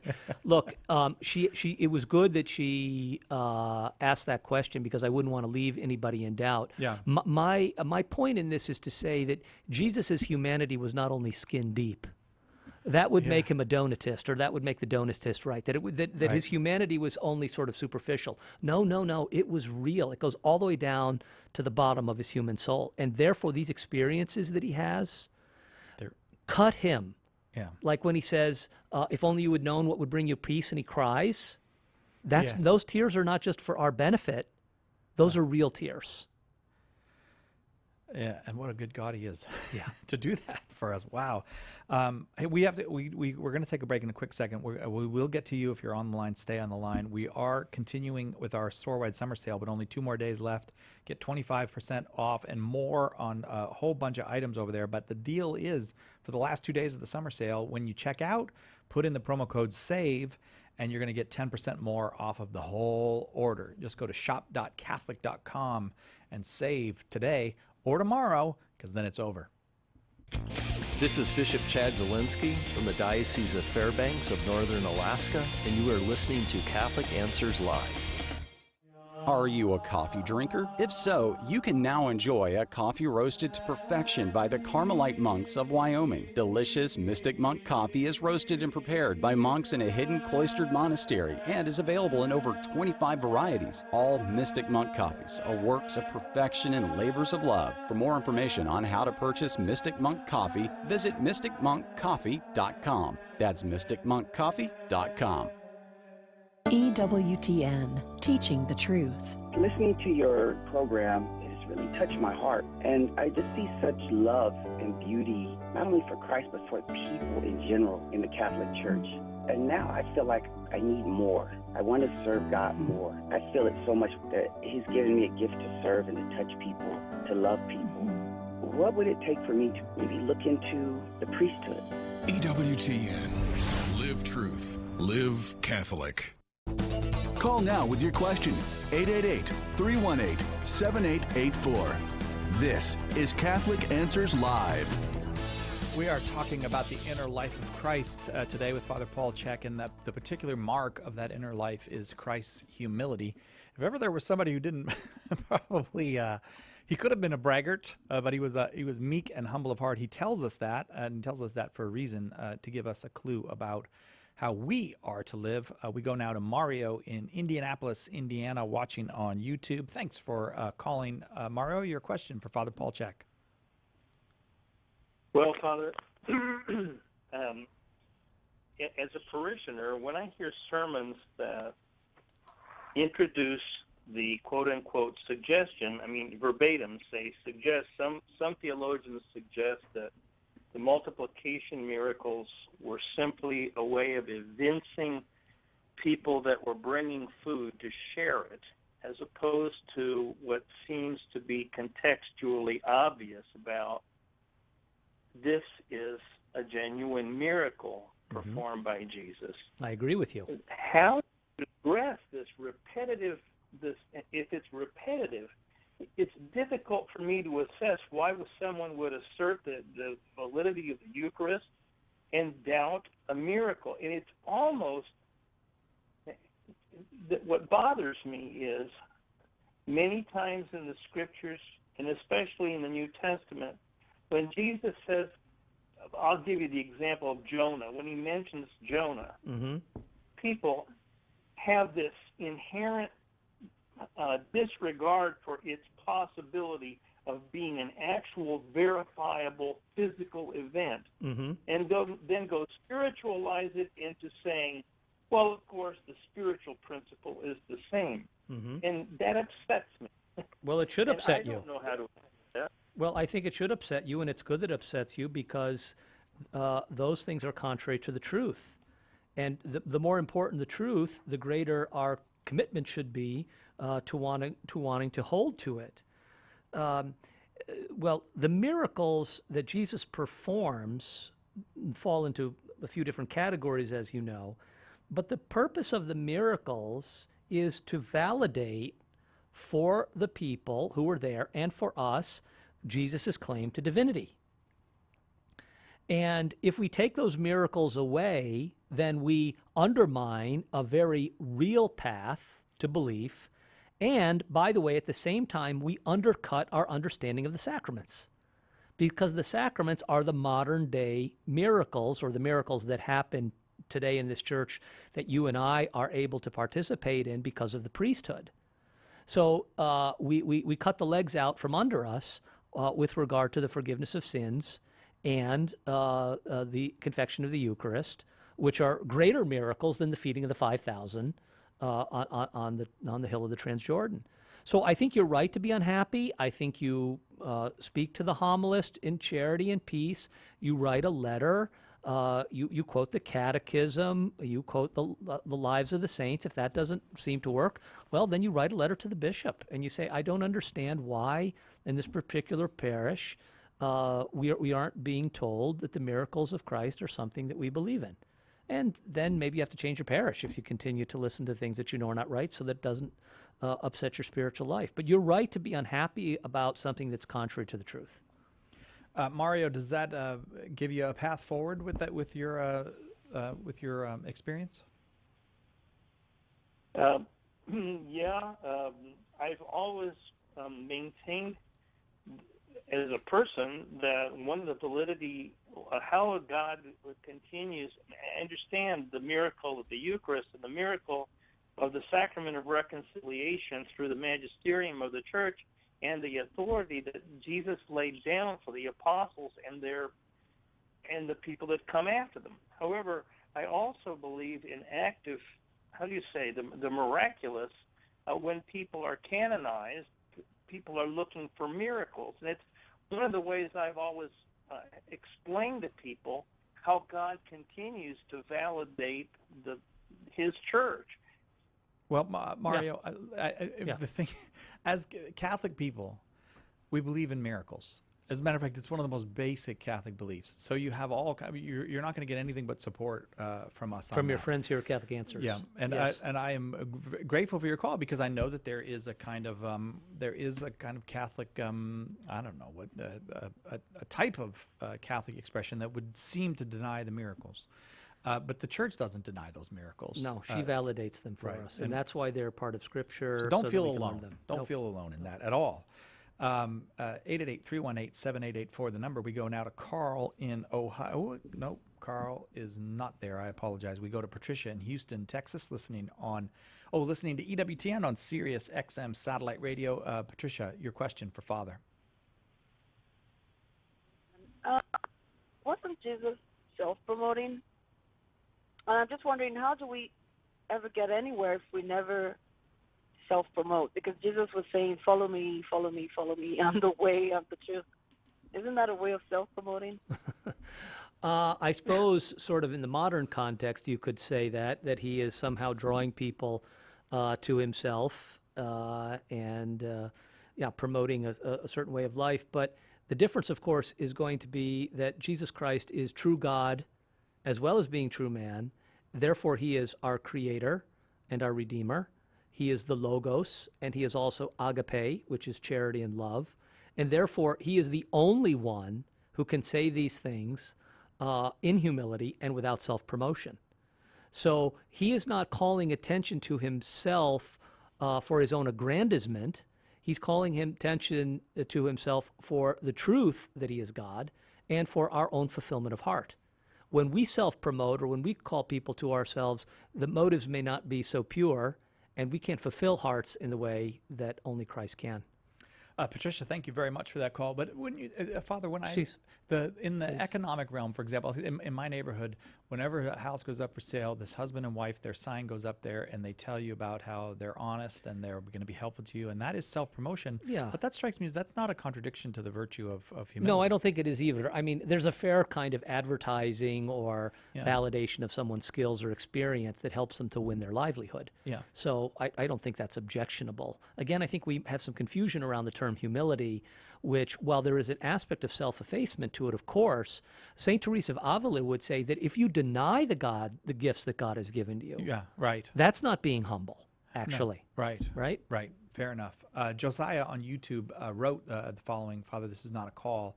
How should a Catholic Christian follow Matthew chapter 5, where Jesus tells us to turn the other cheek? Mm-hmm. Well, that's a tough challenge for us. And it involves the virtue of meekness, which is the virtue that helps us to calm and restrain the tendency to want to retaliate. And Jesus willingly, in the Passion, in the moments particularly leading up to the crucifixion, accepted these things without any kind of disposition towards wanting to retaliate. So we can absorb a lot, and we can take a lot for the love of God after his example. I'm not talking about the spouse who's being abused or the child who's being abused, and we certainly can't turn someone else's cheek for them, right? Right. So let's make that point clear. But is there a level of this sort of thing that we can absorb and take for the purification of our souls and for growing in humility and Christ-like charity? Yes. Yes. How do these things exist alongside one another? Both this Christ teaching that we should turn the other cheek and the clear teaching of the church and of I think, basic common sense that we can defend ourselves, we can defend others. Yeah, there's no conflict between those two. Life is a gift, and it has been given to us on trust and in stewardship. Now, I can freely renounce it for a good motive. Okay, the commanding officer who I worked for who dove on the hand grenade, right? But he wasn't trying to be a suicide. Yeah. His choice was to protect someone else. So he could freely renounce his right to life in that way for a higher good, which was self-giving. I can renounce my right to defend myself for a higher good. That's not quite the same thing as pacifism or conscientious objection. Those things are going to be different. But turn the other cheek still is, like, that's a commandment. Like, we really are required to turn the other cheek, though. Yes, that's right. So there must be something in Christ's example where he did that. Now, there are other occasions. I don't know that turn the other cheek is something that must be employed in every circumstance. At the service of the truth, we can say things that need to be said to correct someone's misunderstanding, or at least to try. But I don't know that isn't, remember, that when the commandments are given to us in the Sermon on the Mount, they're part of a fabric and a tapestry, and it's not necessary for us to only hold on to one thread. We have all of the gospel teaching to be able to hold on to. And so in that case, it's a kind of a harmony or symphony. But the first commandment is not turn the other cheek. It's love God with all our mind, heart, soul, and strength. Yes, right. Okay, so how do I get it? So you let's say I've been listening now for an hour, and I have to most of what you said. But and I want to have this virtue of humility. I accept Christ's invitation to be like Him, to learn from Him, and He's meek and humble of heart. But I'm kind of I'm a little full of myself. I'm a little. I'm like anybody else, I suppose. How am I going to get this virtue of humility? Well, the litany of humility is a good prayer to pray, but but the prayer itself isn't going to do it. The strongest motivation for us to acquire the virtue of humility is going to be the love of God and the desire that we have to live the way Christ lived. And for me, the strongest meditation is going to be on the Passion. That'll do it. Yes. So we're back to your Good Friday show. Yep, right. The strongest motivation for me is that I am nothing, that God created me in love, that I am the beneficiary of all His generosity, that I have title to nothing, and that without Him I'm misery, and in modern parlance, a mess. Have you found in your own life and ministry that there are some people who you feel humble around? Not because I mean they're putting you down or something, but they're a humbling presence. Yes. What is that in a person? Well, and that's not because they're smart or successful or accomplished. It's because they're good, and they radiate goodness, and it's not just natural goodness. But there is something at work in them supernaturally, which can be seen. Those are the people who are striving for holiness. Do you think that Christ wants that to be at work in us? Is that part too of why He calls us to be humble? Of course, so that we can assist others. So we know that by baptism we achieve an identity, or we gain an identity, and then we get a mission. So there are two pieces there. Okay. So identity and mission. Yep. Disciple, and now admissio, the mission to the world. So how are we going to be most effective in the mission? It's going to be in the Christ-like disposition of the heart. It's not what we say, it's not what we do, it's not a program, all those things are important. Excuse me, I'm not undermining them. But the strongest evangelization tool, means, method, is going to be the saint. And it's not prideful to want to be a saint No. in order to radiate that. No. In order to for the love of God Yeah. and for the salvation of souls. No, of course not. It's okay to want to be good so that goodness will spread, because goodness is kind of contagious. Augustine says man became God so that God. Augustine says God became man so that man could become God. That's striking. Yeah, think? Yes. Right. Almost scandalizing. Right. And But God it's tells us so much about himself when he says, come to me, all you who are burdened, and I will give you rest. Yeah. And the path to that is humility and meekness. Again, Father Paul Chek, thanks so much. Really enjoyed You're welcome. my fourth interview with you today. Maybe have your blessing before Yes, we through go, the Father. intercession of Our Lady, who is Queen of Peace, who is of perfect humility and cause of our joy, through the intercession of our most chaste spouse, St. Joseph, may the blessing of Almighty God, the Father, the Son, and the Holy Spirit come down upon you and remain with you forever. Amen. Amen. Thank you so much, Father. Remember, tomorrow, Tuesday, that means open forum, 2 hours of open forum. If you have questions about the life, the faith, the history of the Catholic Church, you want to know what we believe and why we believe it, give us a call. Tomorrow we'll be here then, God willing, on Catholic Answers Live.